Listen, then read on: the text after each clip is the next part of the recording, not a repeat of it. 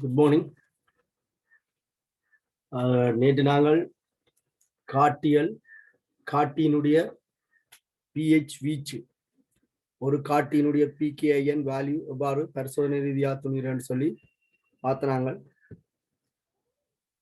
தியரிட்டிக்கலாக காட்டி ஒன்றின் பிஹெச் நாங்கள் துணியும் போது காட்டியினுடைய பிஹெச் வீச்சு பிகேஐஎன் வேல்யூல இருந்து +- 1 இருந்தது.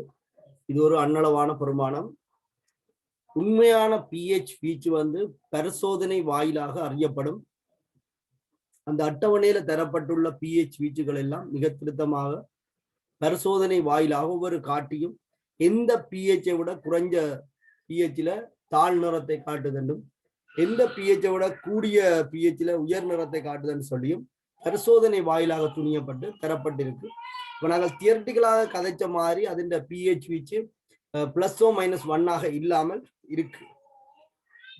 ஆனால் தியரிட்டிக்கலாக நாங்கள் 10 மடங்குல தானே கதைச்சிருக்கிறோம். ஆகவே அந்த மாதிரியான சின்ன வித்தியாசம் வாரது ஏற்றுக்கொள்ளக்கூடியதாக இருக்கும். காட்டின் பிஹெச் வீச்சும் பிகேஐஎன் வேல்யூவும் அதிண்ட தாழ் நிறம் உயர் நிறம் எங்களுக்கு கட்டாயம் தெரிஞ்சிருக்க வேண்டும். சரிதானே? தலையங்கம் போட்டுக்கொள்ளுங்க. நியமிப்புகள் என்று சொல்லி நியமிப்புகள்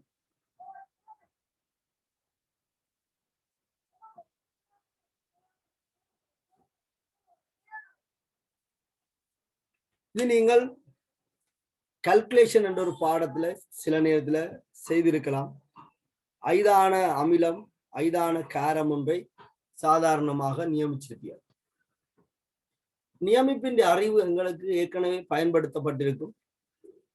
ஆனால் பாடத்திட்டத்தின்படி நியமிப்பு சார்பாக இப்பதான் நாங்கள் தலையங்கம் போட்டுக்கொள்றோம். I2Na2H2O3 நியமிச்சிருப்பீங்க. Na2C2O4 KMNO4 நியமிச்சிருப்பீங்க. Na2CO3 HCl நியமிச்சிருப்பீங்க. இந்த மாதிரியான நியமிப்புகள் ஏற்கனவே நாங்கள் ஒவ்வொரு சந்தர்ப்பங்கள்ல பார்த்திருக்கிறோம். அப்ப நியமிப்பண்டா என்ன அப்படி நீங்கள் கருதினால், பொதுவாக நாங்கள் இந்த நியமிப்புகளை செய்கிறது தெரியாத செறிவுடைய கரைசல் ஒன்றின் செறிவை தெரிந்து கொள்வதற்காக இந்த முறையை பயன்படுத்தி கொண்டோம். எங்களுடைய ஒரு கரைசல் இருக்குது, அந்த கரைசலினுடைய செறிவு எங்களுக்கு தெரியாது. செறிவு தெரியாது. அந்த கரைசலினுடைய செறிவை அறிவதற்காக, இந்த கரைசலினுடைய செறிவை அறிவதற்காக நாங்கள் செய்கிற ஒரு முயற்சி தான் நியமிப்பு. நியமிப்பு என்பது ஒரு கரைசலினுடைய செறிவை தெரிவதற்காக அறிந்து கொள்வதற்காக செய்யப்படுகின்ற ஒரு பரிசோதனை முயற்சி. செறிவு தெரியாத கரைசலின் செறிவை அறிய வேண்டும் என்று சொன்னால் செறிவு தெரிந்த ஒரு கரைசலை பயன்படுத்த வேண்டும். அப்ப செறிவு தெரிந்த கரைசலை நாங்கள் நியம கரைசல் என்று சொல்லிக் கொள்வோம். நியம கரைசல். இவருடைய செறிவு தெரியும் என்று சொன்னால் இந்த கரைசலை நாங்கள் நியம கரைசல் என்று சொல்லிக் கொள்வோம். அப்ப நியமிப்பு என்பது சரியா, நியமிப்பு என்பது இதுதான். கவனித்துக்கொள்ளும். நியமிப்பு என்பது நியம கரைசல் ஒன்றை பயன்படுத்தி, செறிவு தெரிந்த கரைசல், நியம கரைசல் ஒன்றை பயன்படுத்தி ஒரு கரைசலின் செறிவை துணிகின்ற செயல்முறை நியமிப்பு என்று சொல்லி நாங்கள் நியமிப்பை வரையறுத்துக் கொள்ளலாம். நியம கரைசலை பயன்படுத்தி கரைசல் ஒன்றின் செறிவை துணிகின்ற செயல்முறை நியமிப்பு என்று சொல்லலாம். அப்ப நியம கரைசல் என்பது என்ன? பொதுவாக நாங்கள் சொல்லிக்கொள்ளும் செறிவு தெரிந்த கரைசல்கள் நியம கரைசல்கள் என்று சொல்லிக்கொள்ளும். ஒரு கரைசலினுடைய செறிவு தெரியுமாக இருந்தால், ஒரு கரைசலினுடைய செறிவு தெரியுமாக இருந்தால் அந்த கரைசலை நாங்கள் நியம கரைசல் என்று சொல்லிக் கொள்வோம். சரி, ஒரு கரைசலுடைய செறிவு தெரியுமாக இருந்தால் அந்த கரைசலை நாங்கள் நியம கரைசல் என்று சொல்லிக் கொள்ளலாம். அதாவது செறிவு தெரிந்த கரைசல் நியம கரைசல். இந்த நியம கரைசல்கள் ரெண்டு வகைப்படுத்தப்படுது. ஒன்று முதல் நியமம் அப்படின்னு சொல்றோம். முதல் நியமம். நியம கரைசலை நாங்கள் ரெண்டு வகைப்படுத்திக் கொள்றோம். ஒன்று முதல் நியமம், இரண்டாவது துணை நியமம்.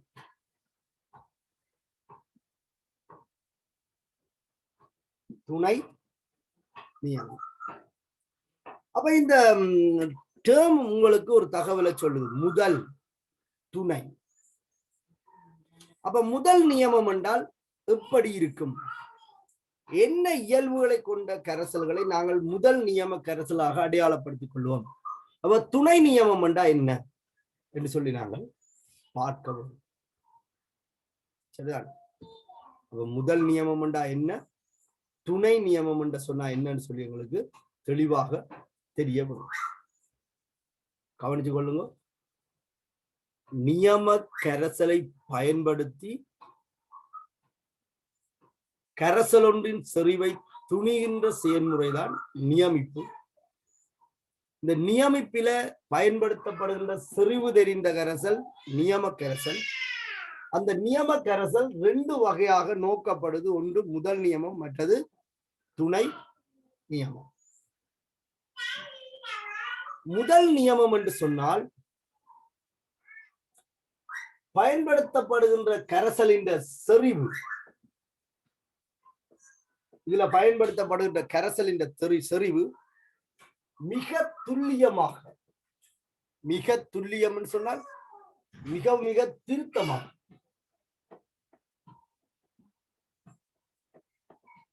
தெரிந்தது.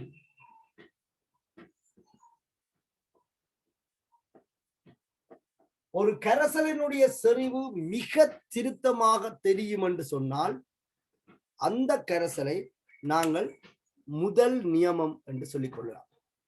இதுல நியமிக்கிறதுக்காக பயன்படுத்தப்படுகின்ற கரைசலினுடைய செறிவு மிக திருத்தமாக தெரிந்ததாக இருந்தால் அந்த கரைசலை முதல் நியமம் என்று சொல்லி நாங்கள் சொல்லிக் கொள்வோம். சரியா?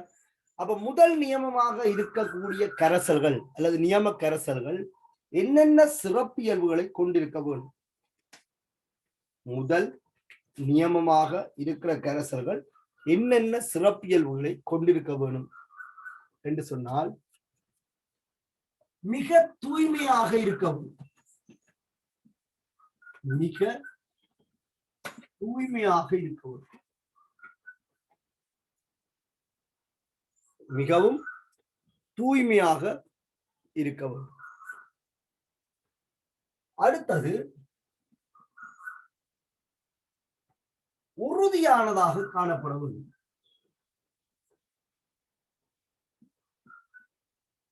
உறுதியானதாக காணப்பட வேண்டும். இதுல பயன்படுத்தப்படுகின்ற நியம கரைசல் மிகவும் தூய்மையாகவும் மிகவும் உறுதியானதாகவும் நீரேற்றப்படாததாகவும் நீர் ஏற்றப்படாததாகவும் நீரேற்றப்படாததாக உயர் சார் மூலக்கூட்டு திணிவை கொண்டதாக உயர் சார் மூலக்கூட்டு திணிவு கொண்டதாக இருந்தால் அந்த முதல் நியமங்களை நாங்கள் முதல் நியமம் என்று சொல்லலாம். சரிதான்? நாங்கள் முதல் நியமம் என்று சொல்வது இவ்வளவு சிறப்பியல்புகளை கொண்டிருக்கிற கரைசல். சரி, அவ்வளவு சிறப்பியல்புகளை கொண்டிருக்கிற கரைசல் என்னன்னு சொல்லிக்கொள்ளும் முதல் நியமம். அப்ப எந்தெந்த மாதிரியான கரைசல்கள் முதல் நியமங்களாக கருதப்படுகிறது சொல்லி பார்த்தால் சோடியம் கார்பனேட் நீரில நன்றாக கரியக்கூடியது. சரியா? நீரில நன்றாக கரியக்கூடியது, உறுதியானது, சார் மூலக்கூட்டு திணிவு ஓரளவுக்கு உயர்வானது. ஆகவே சோடியம் கார்பனேட் கரைசல் ஒரு முதல் நியமம். சோடியம் கார்பனேட் கரைசல் ஒரு முதல் நியமம். அமிலங்களினுடைய செறிவுகளை துணிவதற்காக நாங்கள் சோடியம் கார்பனேட் என்று சொல்லப்படுகின்ற காரத்தை, சரி, அமிலங்களுடைய செறிவை துணிவதற்காக சோடியம் கார்பனேட் என்று சொல்லப்படுகின்ற காரத்தை ஒரு முதல் நியமமாக பயன்படுத்தி கொள்ளலாம். இவருடைய செறிவு மிக திருத்தமாக அறியப்பட்டதாக இருக்கும். சரிதான். அப்ப முதல் நியமங்கள்ல ஒன்று சோடியம் கார்பனேட். இந்த சோடியம் கார்பனேட் ஒரு காரம். ஆகவே அமிலங்களினுடைய செறிவை அறிவதற்காக சோடியம் கார்பனேட் என்ற காரத்தை நாங்கள் பயன்படுத்திக் கொள்ளலாம். அடுத்தது பொட்டாசியம் டைக்ரோமேட் K2Cr2O7. ஒட்சியேற்ற தாக்கங்கள்ல குறித்த கூறின்ற செறிவை அறிவதற்காக, உதாரணத்துக்கு Fe2+ என்ற செறிவை நாங்கள் நியமிப்பின் மூலம் அறிய போறோம் என்று சொன்னால் K2Cr2O7 பயன்படுத்தினால் இந்த K2Cr2O7 ஒரு முதல் நியமமாக இருக்கும். KMnO4 முதல் நியமம் அல்ல. KMnO4 விட K2Cr2O7 பயன்படுத்தி Fe2+ என்ற செறிவை அறியலாம். அப்ப ஒட்சியேற்ற தாக்கங்கள்ல முதல் நியமம் ஆரண்டு கேட்டால் அது K2Cr2O7 இருக்கும். அதே போல KiO3 பொட்டாசியம் அயோடேட். இதை நீங்கள் எங்க அநேகமாக பயன்படுத்தி இருப்பீங்கன்னு சொன்னால் Na2H2O3 செறிவை துணிவதற்காக இதை பயன்படுத்தி இருப்பீங்க. இதை நேரடியாக பயன்படுத்தாமல் KiO3க்கு மிகை KI கரைசலை சேர்த்து அங்கே இருந்து I2 எடுத்து அந்த I2 பயன்படுத்தி Na2H2O3 நியமிச்சிருப்பீங்க. அப்ப Na2H2O3 செறிவை அறிவதற்கு இந்த KiO3 ஒரு முதல் நியமமாக பயன்படுத்தலாம். இப்ப நான் சொல்லுறது சில பேருக்கு குழப்பமாக இருக்கும். இந்த நீங்கள் வளமையாக I2 செறிவை அறிவதற்கு Na2H2O3 பயன்படுத்தி இருப்பீங்க. நான் என்ன சொல்றேன், Na2H2O3 செறிவை அறிவதற்கு KiO3 இருந்து வர I2 பயன்படுத்துறேன்னு சொல்றேன். ஒரு தாக்கத்துல ரெண்டு கூறு பங்களிப்பு செய்யுது. ஒரு கூறினுடைய மூல் தெரிஞ்சால் அதுல இருந்து மற்றவருடைய மூல பீசமான தொடர்பை பயன்படுத்தி அறியலாம். நீங்கள் அநேகமான சந்தர்ப்பத்தில் Na2H2O3 செறிவையும் கனவளவையும் பயன்படுத்தி I2 மூல் கண்டிருப்பீங்க. நாங்கள் KiO3 மூலை பயன்படுத்தி வார I2 மூலை கண்டு அதுல இருந்து Na2H2O3 மூலை கண்டு கனவளவால பிரிச்சு Na2H2O3 செறிவை துணி. அப்ப இந்த சந்தர்ப்பத்துல KiO3 ஒரு முதல் நியமமாக தொழிற்படும். சரிதானே? Na2CO3, K2Cr2O7, KiO3 இவையெல்லாம் முதல் நியமங்கள். இது தவிர பொட்டாசியம் ஐதர்சன் தலேட் அப்படி என்று சொல்லி ஒன்று இருக்கு. Potassium hydrogen phthalate, potassium hydrogen phthalate. இதனுடைய ஸ்ட்ரக்சர் நான் உங்களுக்கு சொல்லி இருப்பேன். இது ஒரு தாங்கல் கரைசலாக தொழிற்படும். இந்த பொட்டாசியம் ஐதர்சன் தலேட் ஒரு மூல மென்னமிலம். இதுவும் காரங்களை நியமிப்பதற்காக பயன்படுத்தப்படுகின்ற ஒரு முதல் நியமம். காரங்களை நியமிப்பதற்காக இந்த பொட்டாசியம் ஐதர்சன் தலேட் என்று சொல்லப்படுகின்ற ஒரு மென்னமிலத்தை நாங்கள் பயன்படுத்தி கொள்ளலாம். இந்த மாதிரியான கரைசல்கள் எல்லாம் முதல் நியமங்களாக காணப்படுது. அப்ப முதல் நியமம் கவனித்துக் கொள்ளுங்க. நியமிப்புகள்ல நியம கரைசல் என்பது முக்கியமான ஒன்று. ஏன்? ஒருவருடைய செறிவு தெரியாது, இவற்றை செறிவு அளவிட போறோம். அப்ப மற்றவருடைய செறிவு தெரிஞ்சிருக்க வேணும். அப்ப செறிவு தெரிந்த கரைசலை பயன்படுத்தி, அதாவது நியம கரைசலை பயன்படுத்தி ஒரு கரைசலின் செறிவை துணிகின்ற செயல்முறை நியமிப்புகளா.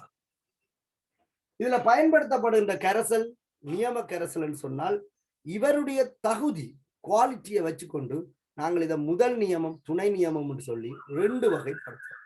அப்ப முதல் நியமம் என்றால் எப்படிப்பட்டது? மிக துல்லியமாக செறிவு அறியப்பட்டது. மிக துல்லியமாக செறிவு அறியப்பட்டது. அவருடைய செறிவு தூய்மையாக இருக்கும். அவர் தூய்மையாக இருப்பார். அடுத்தது உறுதியானதாக இருக்கும், நீர் ஏற்றப்படாததாக இருக்கும், நீரில கரைத்தால் நன்றாக கரையக்கூடியதாக இருக்கும், உயர் சார் மூலக்கூற்று திணிவை கொண்டிருக்கும். காரணம் N சமன் W/M. சில திரவங்கள்ல இல்ல சில கரைசல்கள்ல கரியமாக இருக்கிற கூறு ஆவியாக வாய்ப்பு இருக்கு. மூலக்கூற்று திணிவு உயர்வாக இருந்தால் திணிவு மிகச் சிறிதளவு ஏற்பட்டாலும் மூல் மாற்றம் பெரிய அளவில் இருக்காது. கவனிச்சு கொள்ளுங்க, சார் மூலக்கூற்று திணிவு 1000 ஆண்டு இருந்தால் ஒரு 1 கிராம் திணிவு குறைஞ்சிருந்தாலும் மூல்ல பெருமளவில் என்ன செய்யாது, மாற்றம் ஏற்படாது. அப்ப மூல் மாறல் என்று சொன்னால் கரைசல்ல இருக்கிற செறிவும் என்ன செய்யாது, மாறாது. அதுக்காக தான் இந்த உயர் சார் மூலக்கூற்று திணிவை கொண்டதாக இருக்க வேண்டும் சொல்றோம். சார் மூலக்கூற்று திணிவு சிறிதாக இருந்தால் ஒரு கொஞ்சம் திணிவு போனோம்னா கணக்க மூல் இழப்பு ஏற்படும். சார் மூலக்கூற்று திணிவு பெரிதாக இருந்தால் திணிவு கொஞ்சம் இழக்கப்பட்டாலும், உண்மை இழக்கப்படக்கூடாது, இழக்கப்பட்டாலும் மூல்ல பெருமளவு மாற்றம் ஏற்படாது. சரிதான். அப்ப நாங்கள் நியமிப்புகள் முதல் நியமத்தின் விஷயத்தை எழுதிட்டு துணை நியமத்தை பற்றி கேட்போம். சரியா, தலையங்கம் போட்டுக் கொடுப்போம். நியமிப்புகள் நியமிப்புகள் எழுதுங்க. நியம கரைசலை பயன்படுத்தி நியம கரைசலை பயன்படுத்தி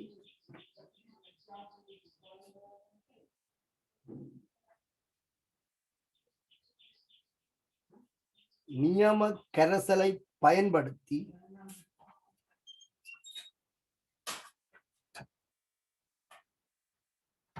நியம கரைசலை பயன்படுத்தி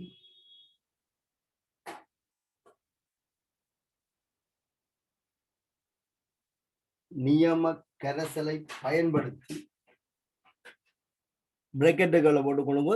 செறிவு தெரிந்த கரைசல், செறிவு தெரிந்த கரைசலை தான் நாங்கள் நியம கரைசல் என்று சொல்லுவோம். நியம கரைசலை பயன்படுத்தி வேறொரு கரைசலின்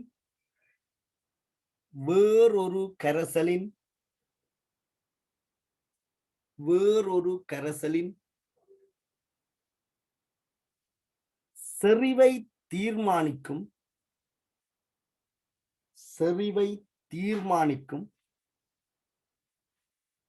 செயன்முறை நியமிப்பு ஆகும்.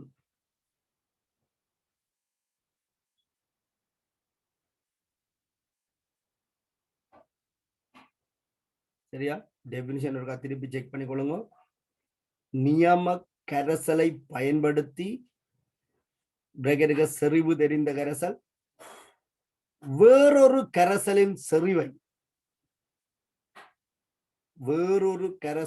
செறிவை தீர்மானிக்கும் செயல்முறை நியமிப்பு ஆகும். அப்ப இங்க சொன்ன நியம கரைசல் என்ன? அடுத்த தலையங்கம் போட்டுக்கொள்வோம். நியம கரைசல்கள்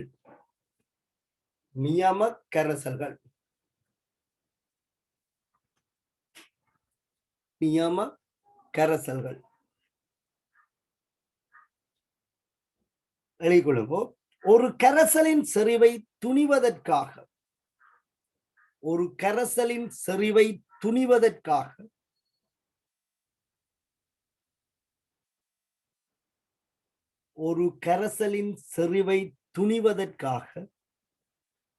பயன்படுத்தப்படுகின்ற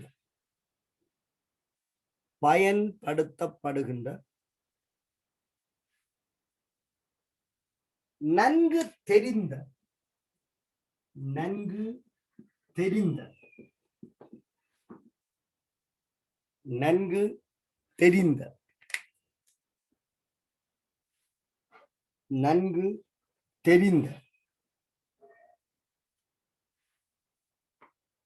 திட்டமான செறிவை கொண்டு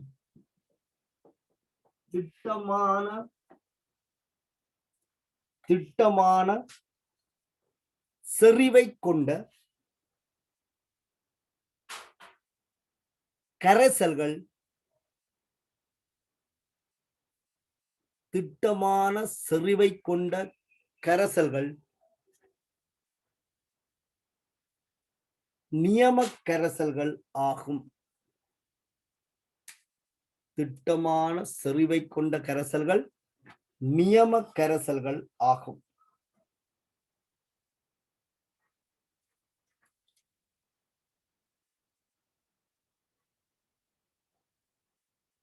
சரிதானே?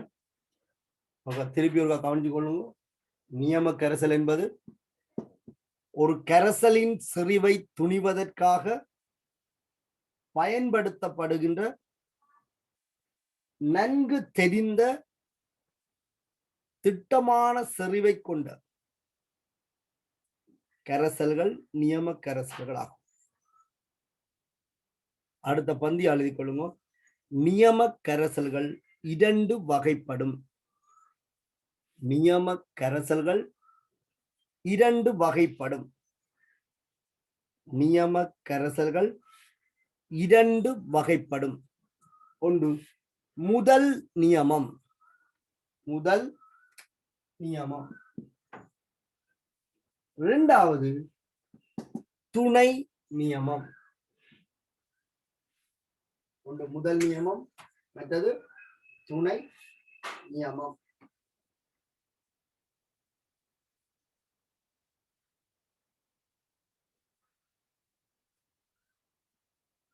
சரியா?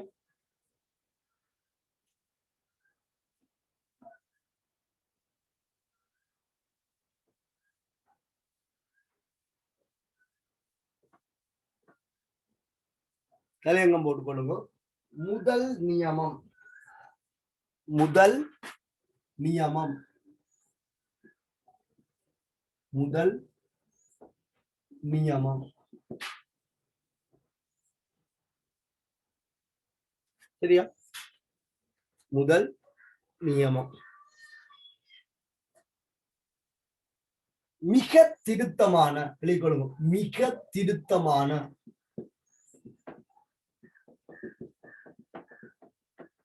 மிக திருத்தமான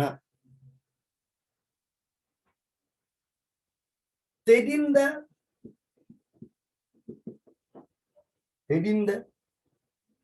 செறிவை உடைய கரைசல்கள். மிக திருத்தமான தெரிந்த செறிவை உடைய கரைசல்கள்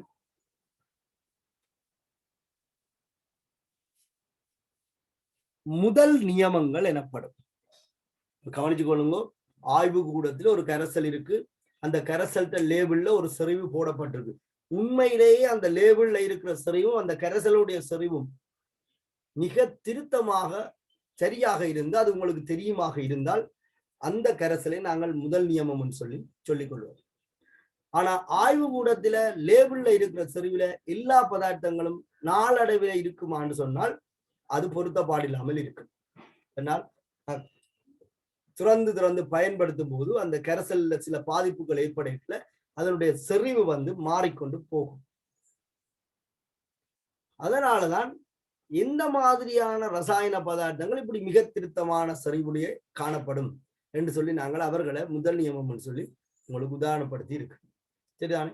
அப்ப முதல் நியமம் என்று சொன்னால் மிக திருத்தமாக தெரிஞ்சிருக்கும் உங்களுக்கு. அதில் சரி, ஒரு கரைசலை காட்டி இதன் சரிவு 0.1 தான் என்று சொன்னால் சந்தேகப்பட வேண்டிய தேவையே இல்லை. அதில் சரிவு 0.1 தான். ஆனா சில கரைசல்களை காட்டி இதன் சரிவு 0.1 என்று சொன்னால் அது இப்ப 0.1 இருக்கான்னு சொல்லி சந்தேகப்பட வேண்டி வரும். அதனால நாங்கள் திருப்பி செக் பண்ணி உறுதிப்படுத்திக் கொள்வோம் இப்ப 0.1 இருக்கிறாருன்னு சொல்லி. அப்ப முதல் நியமம் என்று சொல்லப்படுகின்ற கரைசல்கள் திட்டமான செறிவிலே என்ன செய்யும் சொன்னால் உறுதியாக இருக்கும். சரியா? அப்ப முதல் நியமம் என்றதுக்கு பாருங்க ஒரு அவங்களோட டெபினிஷனை. மிக திருத்தமான தெரிந்த செறிவுடைய கரைசல்கள் முதல் நியமங்கள் எனப்படும். சரியா? அப்ப முதல் நியமங்களுக்கு உதாரணம் எழுதி கொள்ளுங்க. சோடியம் கார்பனேட் அமிலங்களை நியமிப்பதற்காக பயன்படுத்தப்படுகின்ற ஒரு முதல் நியமம் சோடியம் கார்பனேட். இரண்டாவது பொட்டாசியம் டைக்ரோமேட். Fe2+ போன்ற ஒட்சியேற்ற தாழ்த்தல் தாக்கங்கள்ல ஒட்சியேற்றும் கருவியாக பயன்படுகின்ற ஒரு முதல் நியமம். Fe2+ இந்த செறிவு அறிய வேணும் என்று சொன்னால் நாங்கள் KMnO4ஐயும் பயன்படுத்தி இருப்போம், K2Cr2O7ஐயும் பயன்படுத்தி இருப்போம். ஆனா KMnO4 பயன்படுத்துவதிலும் பார்க்க K2Cr2O7 பயன்படுத்துவது மிக பொருத்தமானது. காரணம் K2Cr2O7 வந்து ஒரு முதல் நியமம். அப்ப அவருடைய செறிவு திட்டமாக இருக்கும். KMnO4 முதல் நியமம் இல்லை. அந்த செறிவு 0.1 லேபிள் பண்ணி இருந்தால் அது நியமிக்கும் போது 0.1 இருக்காது. சரிதான்? அப்ப Na2CO3 ஆர நியமிக்கிறதுக்காக பயன்படுத்துற முதல் நியமம் சொல்றோம், ஒரு அமிலத்தின் செறிவு அறிவதற்காக. இது ஒட்சியேற்றி. அப்ப Fe2+ போன்ற ஒட்சியேற்றக்கூடிய பதார்த்தங்கள்ட செறிவை துணியலாம். அடுத்தது KiO3, பொட்டாசியம் அயோடைட், KiO3. இது ஒரு ஒட்சியேற்றும் கருவி. I-I2 ஆக ஒட்சியேற்றும். இந்த வந்த I2 பயன்படுத்தி என்ன செய்யலாம்னு சொன்னால் Na2H2O3 செறிவை இவரை பயன்படுத்தி அளக்கலாம்.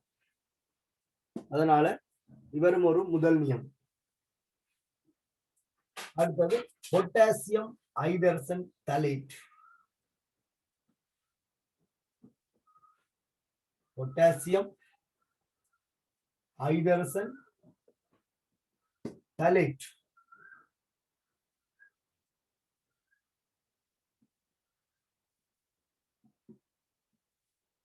பொட்டாசியம் ஸ்பேஸ் விட்டு ஹைட்ரஜன் தொடர்ந்து தலேட்.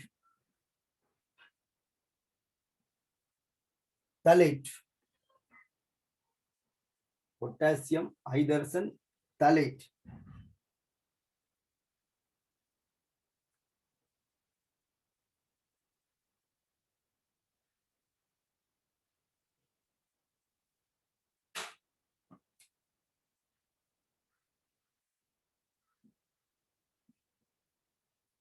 பொட்டாசியம் ஐதரசன் தலேட்.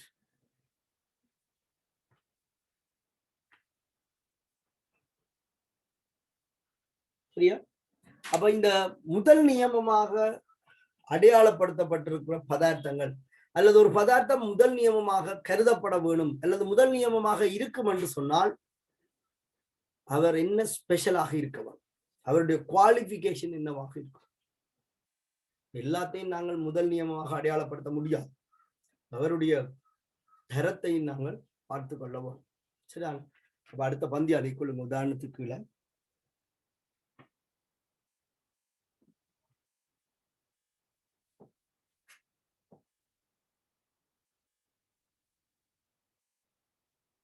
முதல்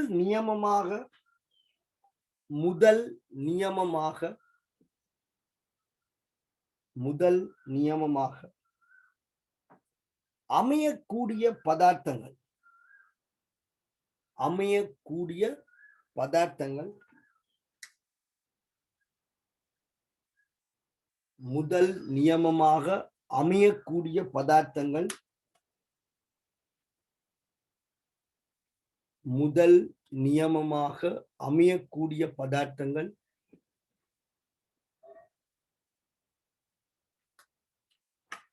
கொண்டிருக்க வேண்டிய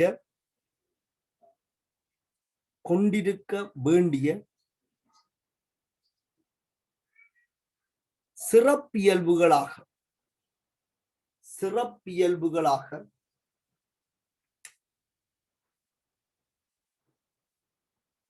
ஒன்று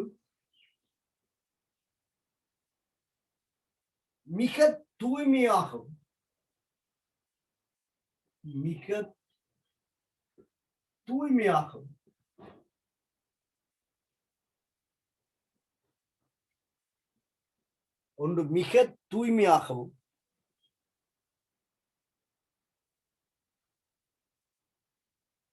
இரண்டாவது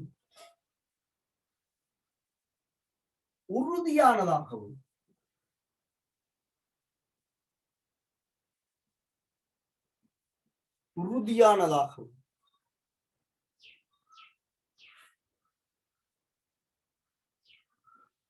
நீரேற்றப்பட்டதாகவும்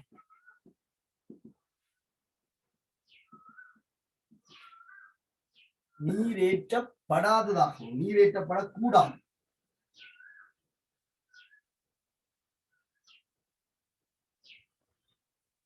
நீரேற்றப்படாததாகவும் இதுல யாரும் நீரேற்றப்படையில. நீரேற்றப்பட்டால் அதை முதல் நியமமாக கருதுவது பொருத்தப்பாடில்லை. நீரேற்றப்படாததாகும்.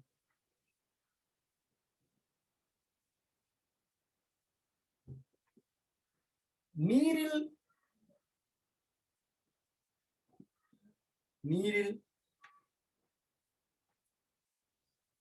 உச்ச அளவில் கரையக்கூடியதாகும். உச்ச அளவில் கரையக்கூடியதாகவும். நீரில் உச்ச அளவில் கரையக்கூடியதாகவும். அஞ்சாவது உயர் மூலக்கூற்று நிறையை. உயர் மூலக்கூற்று நிறையை. உயர் மூலக்கூற்று நிறையை கொண்டதாகவும். உயர் மூலக்கூற்று நிறையை கொண்டதாகவும் காணப்பட வேண்டும்.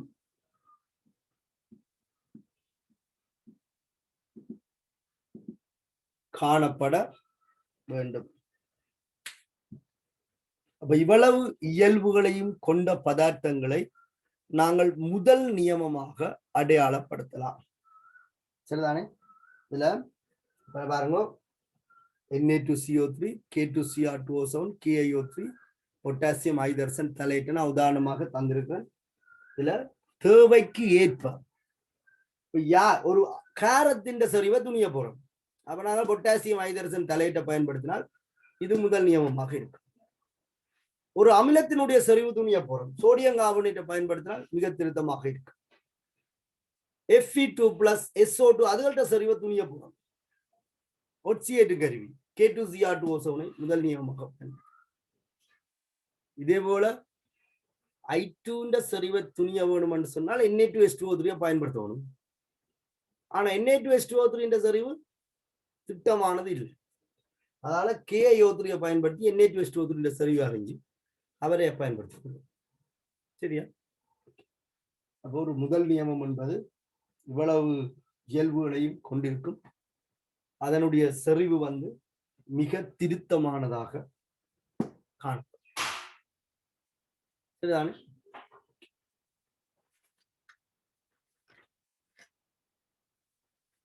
திருப்பி ஒரு வாசிக்கலாம், எழுதிக் கொள்ளுங்க. முதல் நியமமாக அமையக்கூடிய பதார்த்தங்கள் கொண்டிருக்க வேண்டிய முதல் நியமமாக அமையக்கூடிய பதார்த்தங்கள் கொண்டிருக்க வேண்டிய சிறப்பியல்புகளாக ஒன்று மிக தூய்மையாகவும், 2 உறுதியானதாகவும், 3வது நீரேற்றப்படாததாகவும்.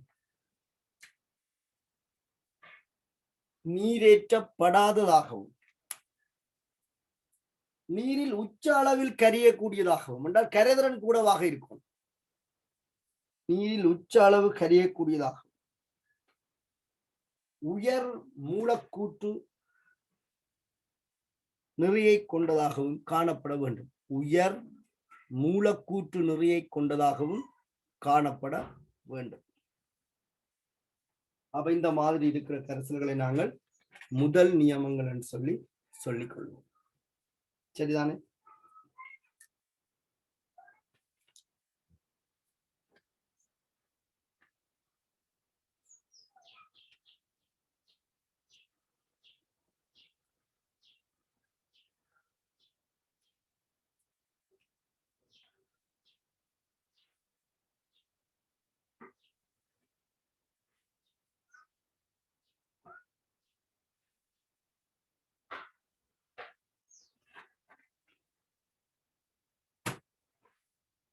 சரியா? இப்ப நான் கட் பண்றேன், ஜாயின் பண்ணி கொள்ளுங்க.